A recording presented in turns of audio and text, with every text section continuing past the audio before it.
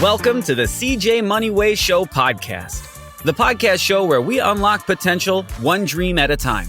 Today, we have another guest whose journey is truly worth hearing. Sit back, relax, and enjoy the Moneyway experience. What's up, my good people? Welcome to the CJ Moneyway Show, the podcast that brings you stories behind the success. Today, we have on the show American writer, entrepreneur, and academic researcher, Rhonda Parker. Rhonda, how you doing today? Excited to have you on the show. So nice to be here, and it's nice to talk to a fellow Hoosier. I don't get very out on podcasts. Usually they're out someplace else, so it's wonderful. I can't wait to have an engaging conversation with you and just talk about what it takes to be your authentic self. You know, sometimes we are almost imposters. You know, we don't really realize who we are and what makes us unique. So I'm really looking forward to this conversation, and I hope that your audience is too. Yeah. Well, again, I thank you. For those that didn't know, there was a little mishap in my judgment in time today. So I thank Rhonda for staying on and waiting on me and being in such good spirits. So Rhonda, tell us a little bit about yourself and about your background. Sure, I'd love to. First of all, like I said, I'm a fellow Hoosier. I'm originally from Noblesville, which is north of Indianapolis. Yeah. And now living in Indianapolis. And my journey isn't one that most people would have ever thought, would have been mine. If someone would have asked my younger self, well, what are you going to be? What are you going to do? They probably would have said something like, oh, she's going to be in retail or fashion merchandising or something in that area and arena.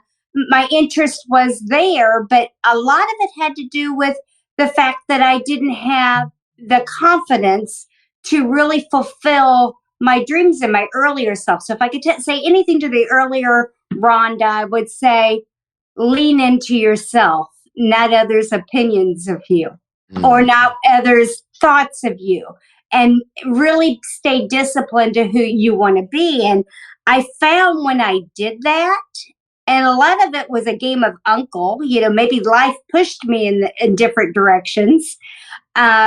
I was able to successfully do a college path first, and got my doctorate in business. And then also in the introduction, you said, I work in academics. I do work in academics. Nobody would have ever thought that. I had learning challenges when I was young. So nobody would have said, oh, she's going to, be, a college professor or a mentor or an entrepreneur, because they would have thought that I would have been the lesser version of me. Mm-hmm. And I think that's so true in so many times of ourselves. But I went from that to writing my first fiction novel. And it became a best-selling, not only on Amazon, but Barnes & Noble's website, their online platforms, and also in their bookstores, and being endorsed by Hollywood's great Merrill Hemingway. And all of that would never have happened had I not started working on allowing myself to be vulnerable. Mm-hmm. And when you allow yourself to be vulnerable, you allow yourself to thrive. Yeah, I mean, you said something that I can resonate with when you said that people wouldn't have known that this was your path, especially, with the academic challenges at an early age, which I think we'll get to later. We were just talking to some coworkers the other day. No, we had a family function at the house this weekend. And I told them, we was laughing about something. I told them, I say, well, when I was in first grade, all through elementary school, I said, I was always in the last reading class, and I said, I never could understand why I was in the last reading class. And they was reading Tapestry, and we was still reading the little bitty book Rockets, right? And the other group, they used to laugh at us. And, but how times changed, because nobody would have thought that me in elementary school coming up, that I would be the one to write 2 books, that I would be the one doing the podcast, so you never know what life gonna take you. Isn't that amazing? We have very similar paths. In first grade, I was petrified to read, in front of the class. You know how you had to read in front of everything. So I would get so anxiety oriented. I'd go to the nurse with a stomach ache. Well, they rewarded me by sending me home.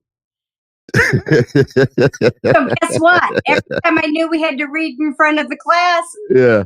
heading to the nurse's office, whether the anxiety got my stomach hurting or not. And then I learned if you take the thermometer and put it next to the heater, you for sure going home and may not have to go back the next day.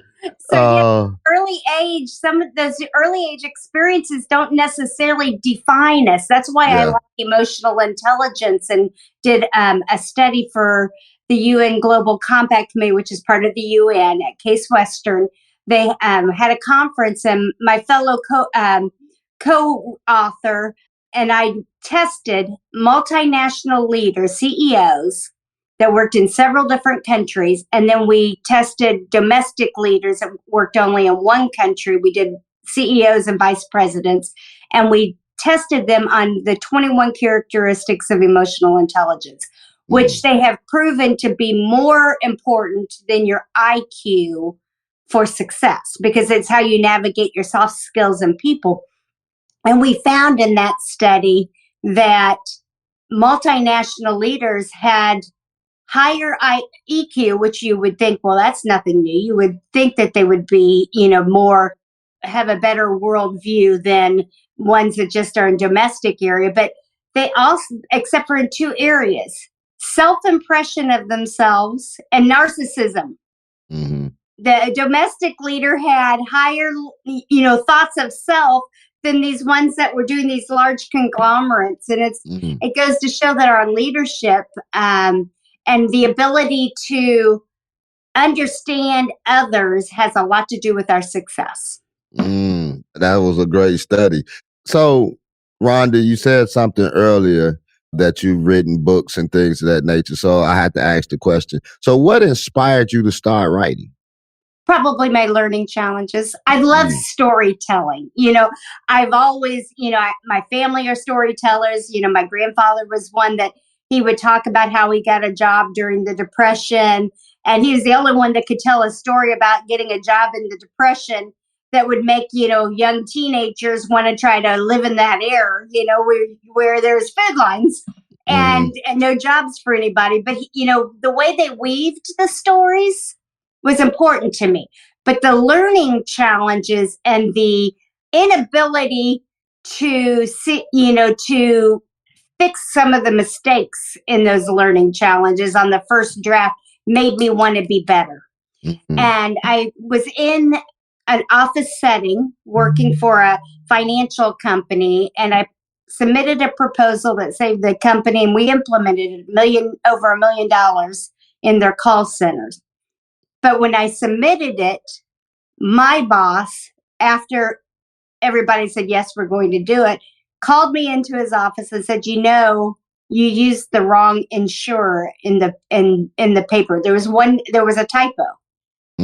I used the INSERE and the E instead of the EN. And right then I knew I'm going to write a best-selling book one day. Because I was humiliated. I knew I needed to improve. I needed it for myself. And in doing that, Crossroads is, I'm going to say, a book of passion, my fiction novel, because I was working in a community service project in the legal system where I was monitoring that the legal system was doing things fair and equally. And in that process, I realized there is no fair and equal. There is no right and wrong, good or bad. Everybody's a loser. Once you step in that room with the jury's a loser because they're losing their time, effort, and the prosecutor is a loser because they're prosecuting somebody and they're, whoever the victim, they're on their side. The defense is a loser. It doesn't matter who really wins the case. Everybody's losing in that process. And so it started simmering that this was going to be the first book. Because I knew I wanted to do a jury trial where people got not just the case, because, like if you read a Grisham book, because it's kind of, I would say it's on the same grain of a light read like a Grisham, or an Agatha Christie, but I wanted them to get to know the people and see that even the ones that were the worst amongst them had some characteristics that you liked or you understood or whatever, or the housewife that was on the jury that just wanted to get away from the kids, and so that was a thrill. Everybody has something going on, and they've given up something to be there.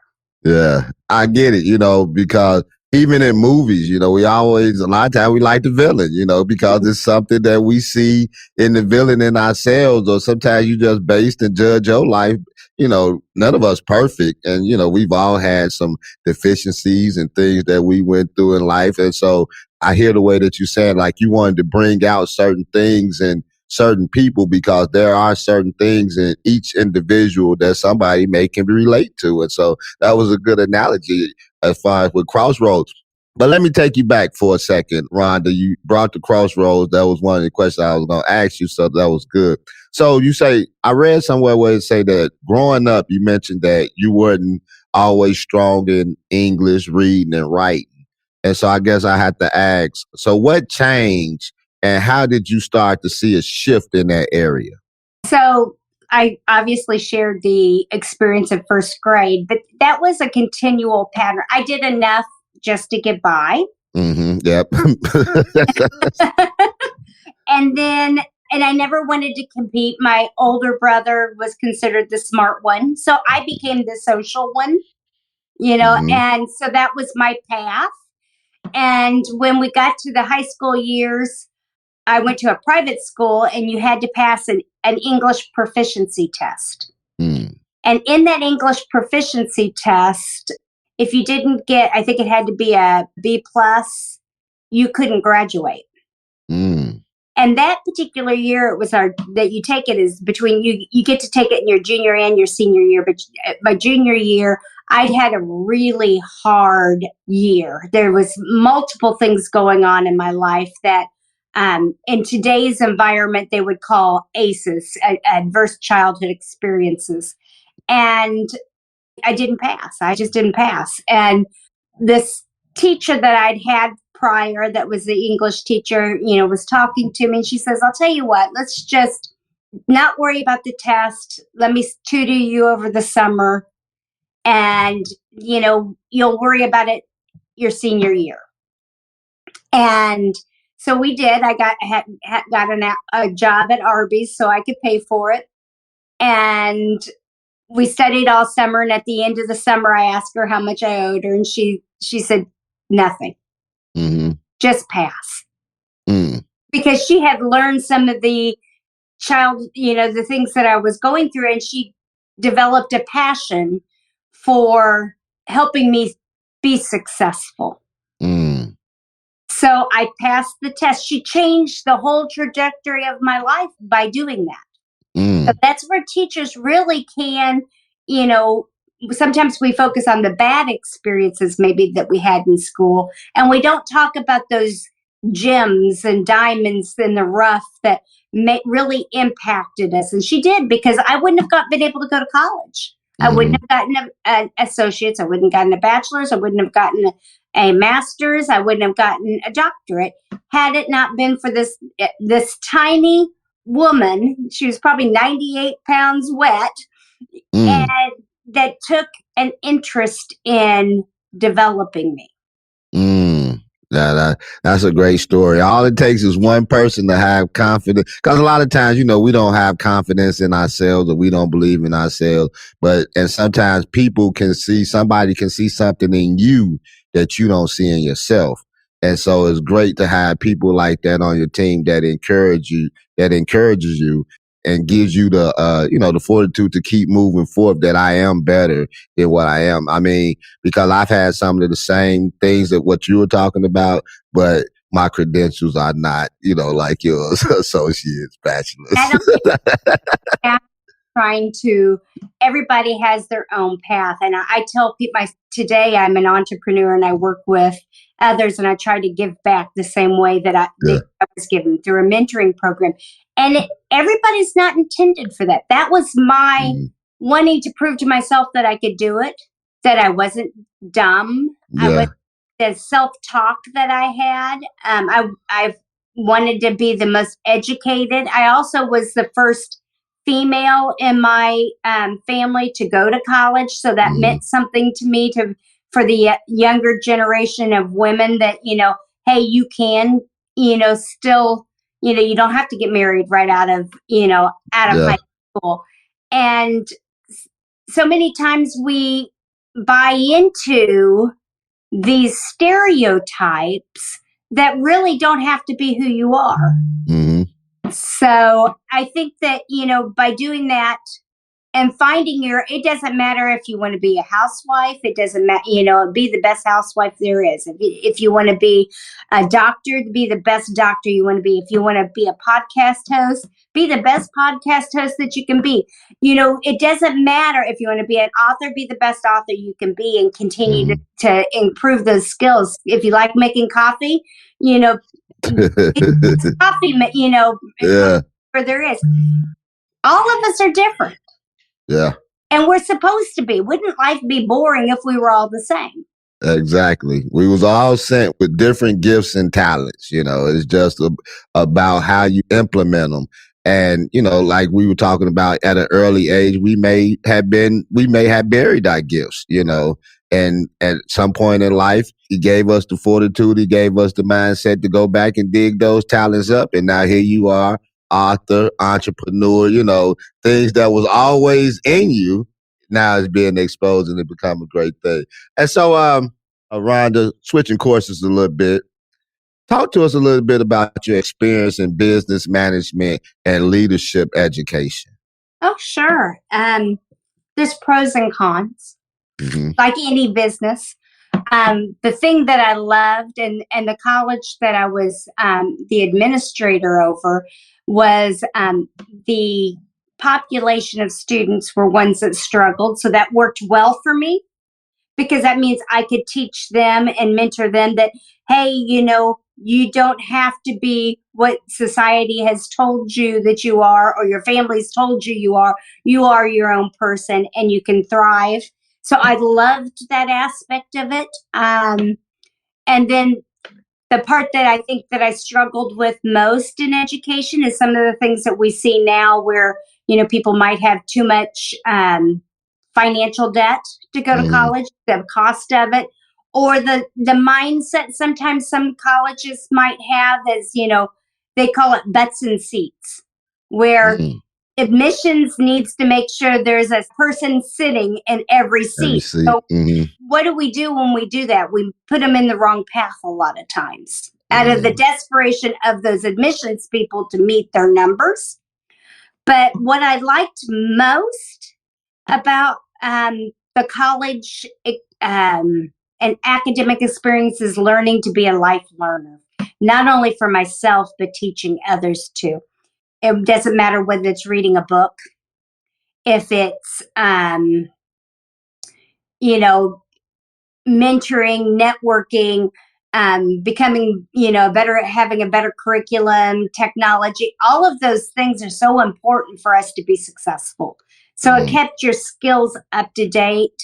I did have to pivot from that career path, and it took a lot of hard thought, but I had an adopted son. I was in a blended family where I had met a woman when I was younger that had a young man, and their school district was bad. He was great in sports. She couldn't provide what he needed at that time. And so we made a woman-to-woman agreement to raise them together, even though my family lived in the northern part of Indiana. Her family lived in downtown Indy. And we made this pact that we were going to get him through his life and be successful. And so she really, in my thoughts, it was the most selfless act a mother could give, which was turn over their child to another woman. Yeah. And so she went through that, and she still was active in his life. And we got him through high school, and he was being recruited from different teams in football, and he made a few bad choices and decided to start doing the work life instead of the sports, which was fine. Started to raise a family, and he was working one night, and a man came in, and they had to put him out of the bar. And when they opened the door at closing, the man was outside with a gun. It's one of those stories that we hear every day in the news now. Killed the whole security team. And that changed me. And I think all of us can really, if they've not experienced it, empathize with what that means when a loved one is just taken from you over a senseless stuff. And I was working still in the college level, but it was very difficult emotionally to work with the same age group at that point. So I kind of stepped back and I looked at, okay, what are my skills? What could I do? And I removed myself from the world, basically, and started working from my home, consulting doctoral students, master's students on their capstone projects and their dissertations. And then I also helped people trying to change career paths that needed to be retrained, and started my own consulting organization right here out of my house. And that was one, because it was something I was passionate about, but it was also self-protection and resiliency of coping with a situation that so many of us have had to do over the past decade. And that is learn to protect ourselves and our families under the worst conditions that, America's got to get it together sometimes. Don't miss out on CJ Moneyway's book, Both Eyes Open and Both Eyes Shut. And get ready to pre-order his upcoming release, The Issues of Life, coming soon. Moneyway, aiming to inspire. Yeah, I mean, just listening to your stories. First of all, I just want to say sorry for your loss, because it is a tragic thing to even hear, as far as the dynamics of what you guys went through to get him to the point that he was at. And like you say, to have something so senseless, to happen to somebody that has so much potential, my blessings and feelings go out to you and your family and his mother. Man, it's kind of hard to go to the next question after that one. But thank you for sharing that with us, Rhonda. That was really, I think heartfelt and emotional. Sometimes we share our stories of resilience to realize life will hit someday. And if you don't have the tools to say, hey, I can live through this, I know X did it, or this person did, or this is how I'm going to do it. If we share those stories, we make each other stronger. Yeah. And, like I said, I appreciate you, bringing that to the forefront. And a lot of times, too, we try to, you give your condolences and things of that nature. But on the other end, if a person haven't went through it, sometimes they really don't understand the gravity of it, opposed to somebody that actually lived through something like that. You know what I'm saying? So, like I said, I appreciate you bringing that to the forefront and even sharing that with us. So, on another note, Rhonda, so you founded a business, Intelligent Solutions. So tell us what inspired you to start this venture, and what does your business focus on? Well, what inspired me was that I saw a need. I saw a need of people being downsized, right-sized, and then the technology was increasing, and most people were taught in school to do a resume and you mail it, you hand it in, etc. And that wasn't the environment anymore. So I found that the people that were from like 30 to 40s, even 50s, had no idea how to even go about looking for a job anymore. They didn't have any idea how to navigate all the technology.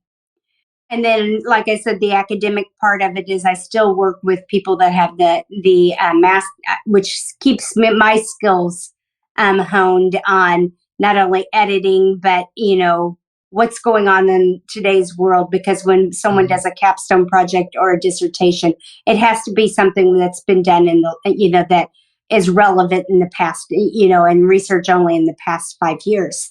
So I kind of felt like I needed to hone in on those things, which meant some people might want to start their own business. So it mainly is writing solutions such as business plans, career paths. So we can do some testing, find out what career paths, what kind of skills we need to do, find them the resources to get those skills, help them with their resumes, help them with their searches, and so it's individually based and tailored to what the person needs to be successful. So it could be business writing, it could be career path writing, it could be website content, any of those main areas. But it's primarily writing and testing for what's best for that individual. Okay, so the intelligent solutions. So is this for just students or this is abroad? It can be students, or it can be someone that's doing a change or a pivot in their life. Okay, as far as the business plan and things like that. So where can we find you at? Where can we find intelligent solutions at? Okay, so first you can go to rhondaparkertaylor.com, and then Intelligent Solutions is myintelligentsolution.com. Okay, thank you for that. You like to travel. And so what are some of the most memorable places that you've been traveling, and how has it affected or changed your work or your life? Well, I think anytime someone travels, it changes your life. Some of my most memorable have been with myself, just traveling alone. And others have been where I've been able to experience traveling with someone else. So I've been to several countries, and one of my favorite for reflection is to go to Niagara Falls. I love to go to the Canadian side. I used to try to go there once a year. I would travel there typically by myself and spend that long weekend that I chose on redefining myself. But I've been to Greece, I've been to Italy, I've been to England, Scotland. I actually even went to Belgium, which is not like on anybody's top 10 to go, but I highly recommend it. I went there during a season where I was doing my own changes, and I picked it because I thought, oh, well, I could get on the train and I can go to Paris, and I can get on the train and be in Amsterdam, and I could be I never got out of Belgium. It was like every day there was a special something brought to me, and I'm going to say it was through God, because it seemed like it was for me, at the time. So like I got off in Bruges, and they have the canals very similar to Venice, and I was like, this is nice. So I'm going to walk around thinking it was just going to be a stop, and then I was going to be off to the next stop. And then it started raining, and I ran into under the awning of a cathedral, and it said, "Pray over the blood of Jesus Christ." I don't know about anybody else. It doesn't matter what your religion is, where you are in life. If you see that you can pray over the blood of Jesus Christ, I think you're going to take that opportunity. But it was the shroud. Exactly.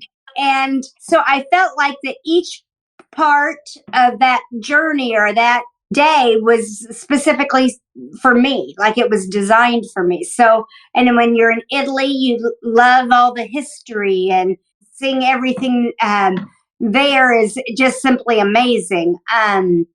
So I think for me, traveling is about the loss and the ability, or not the loss, but the ability to discover self and others by what you're seeing in their culture.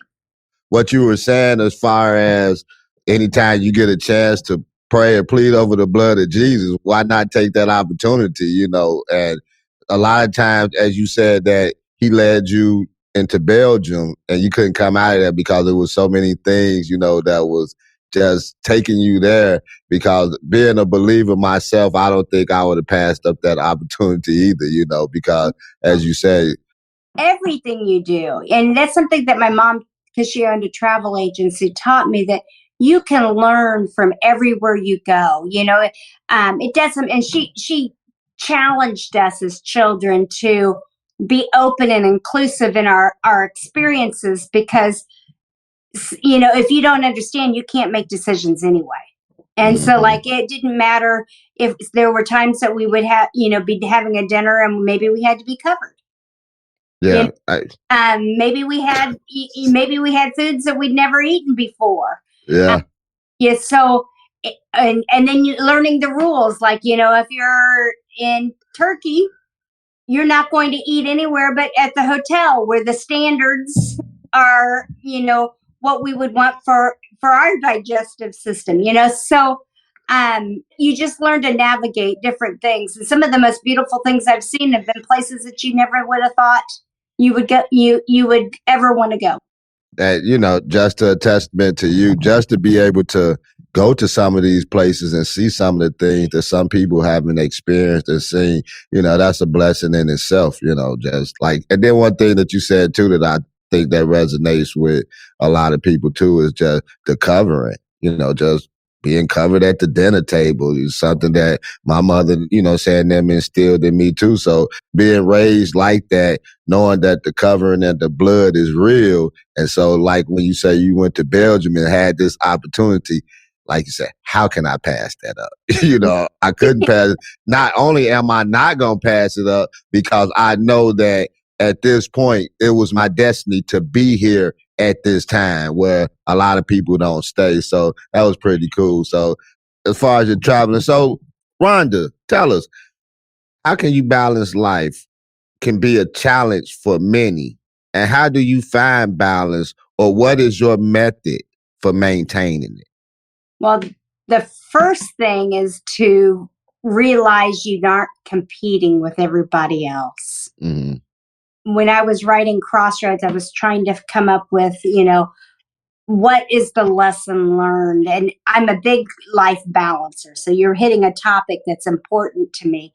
And when I was writing it, I was thinking about all the characters and why do people commit crime? Well, anger, fury, envy, those are the main ones. And in Proverbs, it says, anger is cruel, fury is overwhelming, but who can stand before jealousy? Envy makes the bones rot.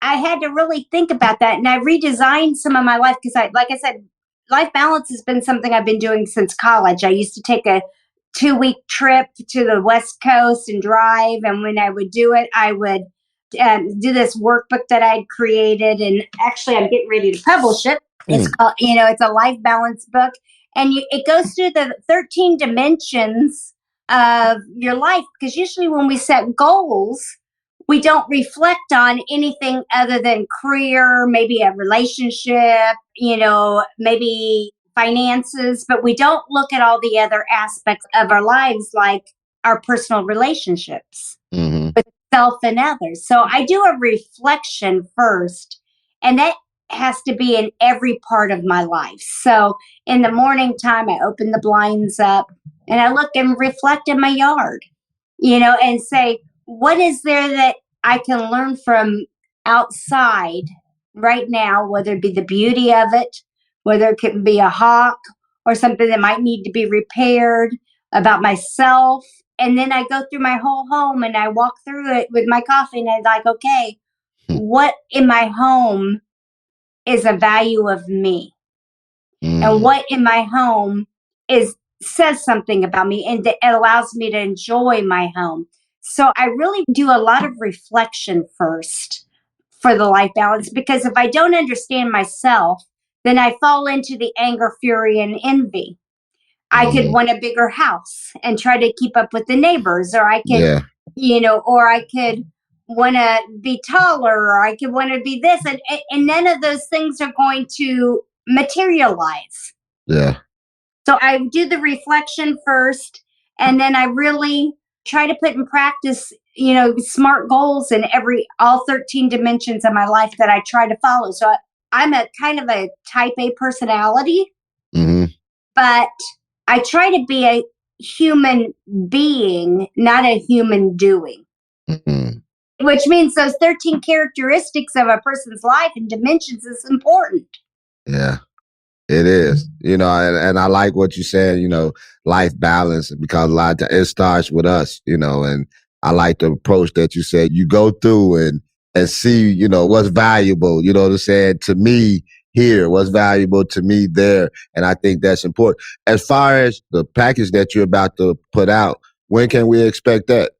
It should be within the next month. It's at the editors now. I think they have some illustrations that they're trying to work out for some of the workbook part of it. Because when I did it, I was just doing the lines and okay, these are the goals, and yeah. I think people want a little bit more from me than that. So they're working some illustrations out, hopefully before Christmas. It also takes the characters in Crossroads, because in my writing, I try to make character flaws. So Paris Pennington, the main character, all of the main characters are out of balance. So she's a workaholic that we can all kind of relate to. And so is the prosecutor, some of the characters in there. And others are rusting out because they don't have any goals. And so they are kind of the case studies that if you identify with the characters, you can go to the book then and say, okay, what do I need to do to balance myself out? Oh, it sounds pretty interesting. I can't wait till it come out and grab me a copy myself. So, Rhonda, tell us, how do you personally overcome adversity when faced with challenges? Ooh, life always hits, doesn't it? Yeah. And that's the hardest thing that, so many people think that, that life isn't supposed to hit. It's going to. It could be a loss of a family member. It could be a loss of a job. It could be health issues. It doesn't matter. So first thing is name it and recognize it's there. So I'll give an example of when Dee was killed and the police and his girlfriend came to tell me. Immediately, obviously, you're stunned. In anything, adversity, it doesn't matter what it is. You're going to be stunned first. You have to realize that you have that. And I saw a crack in the wall just where the house had settled. I never even noticed it before, and I followed it to the ceiling. That was my mental challenge to myself to focus. And then I'm like, you're going to be okay.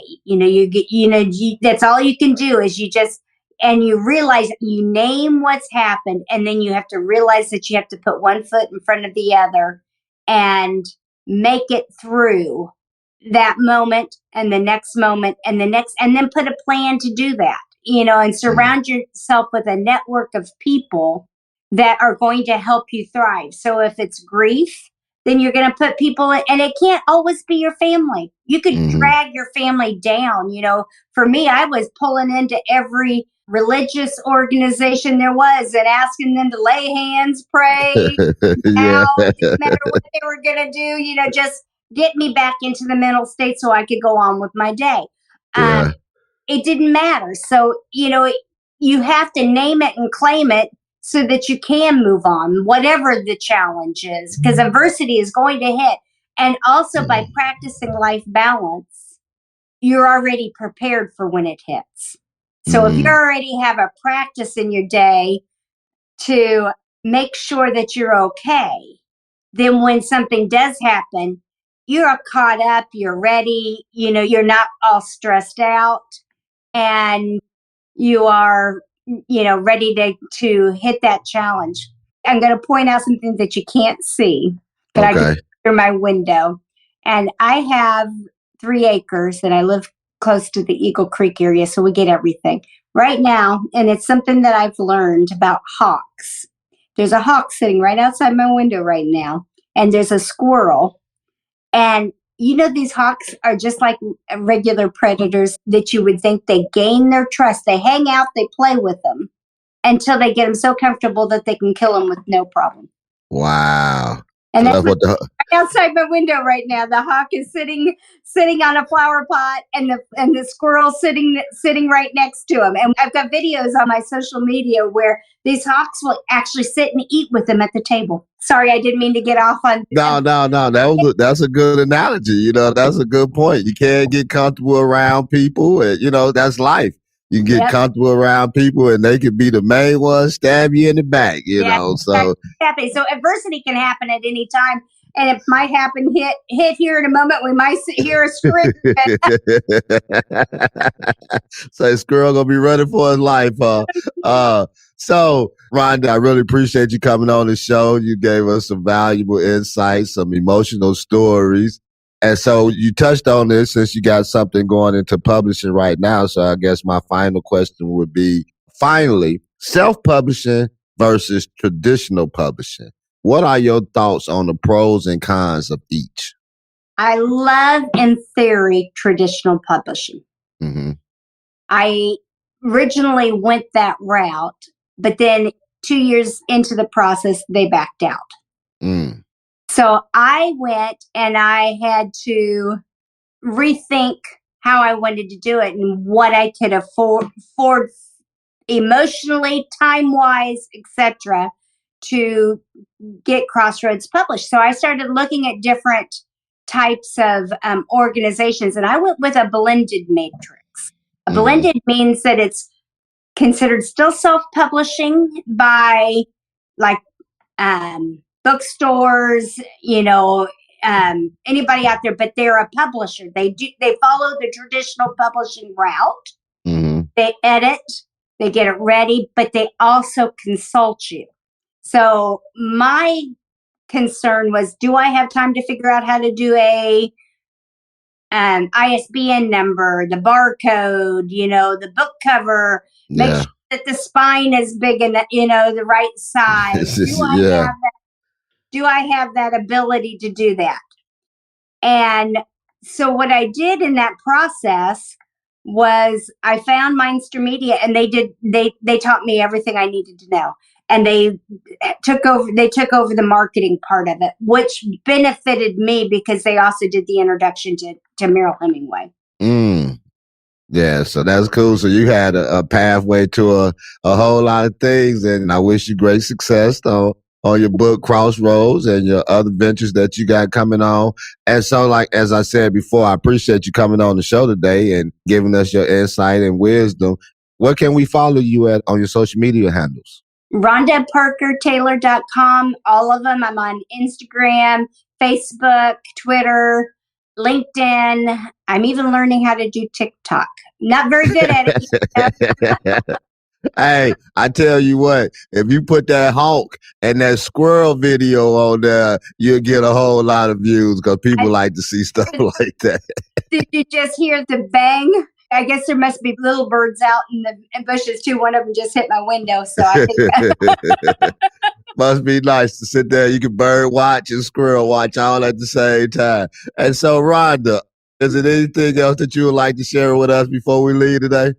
I want everybody out there to have a great day, and just know if it's meant to be, it's up to you. If you want something, go after it. Don't let anything hold you back. And don't let yourself hold you back, because that was my problem. It wasn't others holding me back. It was me holding me back. Hey, you heard it right here on the CJ Moneyway show. Author Rhonda Parker Taylor. Don't hold yourself back. If you want it, go get it. Go pick up the book Crossroads at Barnes & Noble, Amazon, and wherever you can find a #1 bestseller. That'll be your girl, Rhonda Parker Taylor, here on the CJ Moneyway show. You have been listening to your boy, CJ Moneyway. We out of here. Peace. Thank you for listening to the CJ Moneyway show. Don't forget to share this episode with your friends, leave a comment, and drop a review. Be sure to tune in every Tuesday and Friday for more inspiring journeys. Who knows? Your story might be next.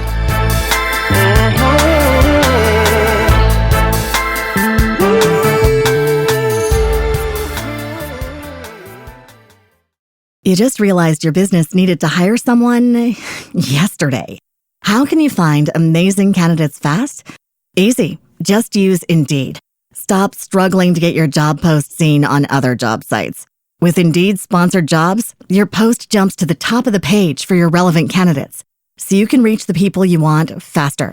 According to Indeed data, sponsored jobs posted directly on Indeed have 45% more applications than non-sponsored jobs. Don't wait any longer. Speed up your hiring right now with Indeed. And listeners of this show will get a $75 sponsored job credit to get your jobs more visibility at Indeed.com/PODKATZ13. Just go to Indeed.com/PODKATZ13 right now and support our show by saying you heard about Indeed on this podcast. Terms and conditions apply. Hiring? Indeed is all you need.